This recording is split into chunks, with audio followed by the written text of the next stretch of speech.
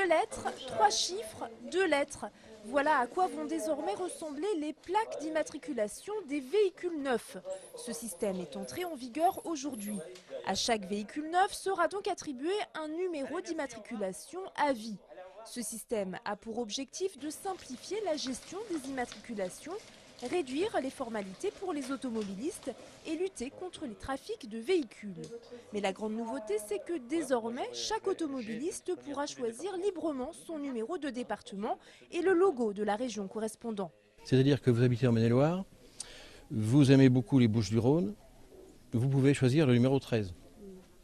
Mais vous êtes obligé de prendre le logo de la région PACA, Provence-Alpes-Côte d'Azur.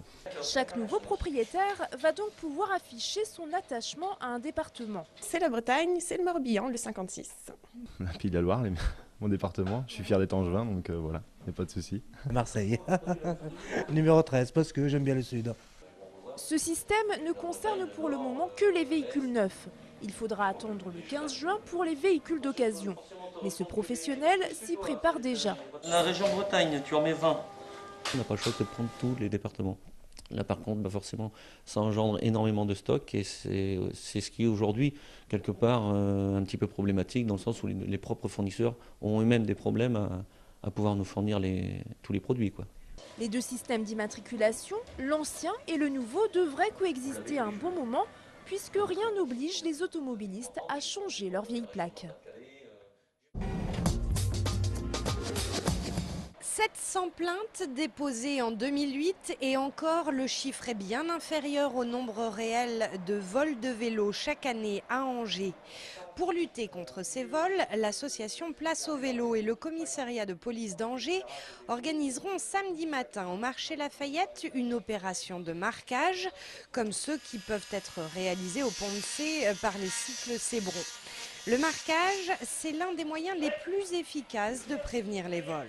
Le gravage du cadre de vélo fonctionne comme une immatriculation de voiture, c'est-à-dire qu'il y a un fichier national et les vélos sont gravés de façon très lisible sur le cadre, ce qui dissuade d'ailleurs les voleurs potentiels de s'accaparer du vélo et permet aussi de retrouver le vélo sur le fichier national que la Fédération des usagers de la bicyclette, la FEUBICI, a mis en place depuis quelques années.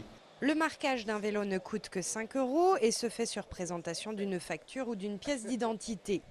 Et en cas de vol, il permettra à la police de rapidement retrouver son propriétaire, ce qui n'a pas été le cas de la centaine de vélos stockés en ce moment dans une remise du commissariat.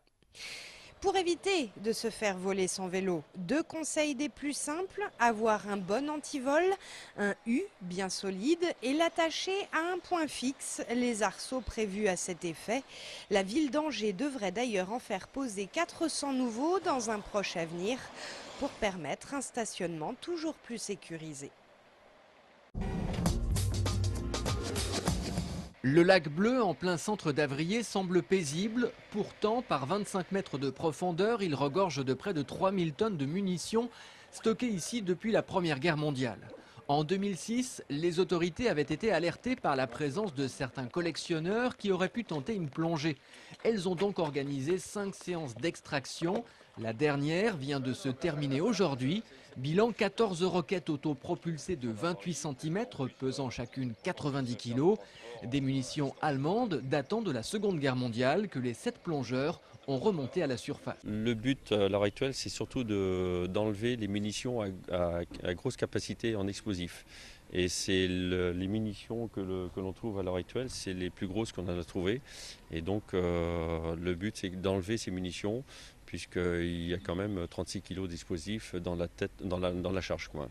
Ces roquettes vont maintenant être transférées à Fontevraud pour y être détruites. Il en reste environ une quinzaine de ce type au fond de l'eau, ce qui annonce une prochaine campagne d'extraction. Restera ensuite des centaines de tonnes de plus petites munitions, notamment des grenades fabriquées à l'époque à Montreuil-Junier. Elles sont moins dangereuses, mais très nombreuses.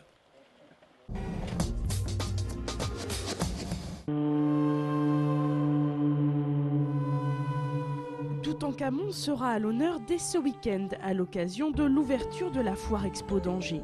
Ce jeune pharaon vécut aux alentours de 1300 avant Jésus-Christ. Il est mort à seulement 18 ans après 9 ans de règne. Ce qui fait en fait de Toutankhamon un pharaon très connu du grand public, c'est la découverte de sa tombe. Ce jeune roi qui est mort très tôt n'a pas laissé la marque d'un très long règne, mais il va nous laisser le plus fabuleux des trésors puisque la tombe de Toutankhamon passe pour être le plus grand joyau découvert de ces derniers temps. Cette découverte remonte à 1922 et depuis aucune autre tombe n'a été mise au jour aussi intacte que celle de Toutankhamon. L'exposition propose de retrouver aux dimensions exactes la tombe de Toutankhamon ainsi que les objets reproduction à l'identique qui devaient accompagner son voyage vers l'au-delà. Dans cette tombe, on a retrouvé plus de 4000 objets, du plus petit au plus grand. Tout était d'or. Je crois que si on avait fait fondre ne serait-ce que la chambre funéraire avec les sarcophages et les chapelles, on aurait pu récupérer à peu près 1 tonne d'or pur à 24 carats. Chaque année, la Foire Expo d'Angers draine plusieurs dizaines de milliers de visiteurs. Selon une étude des organisateurs, 1 personne sur 4 serait influencée par l'exposition proposée.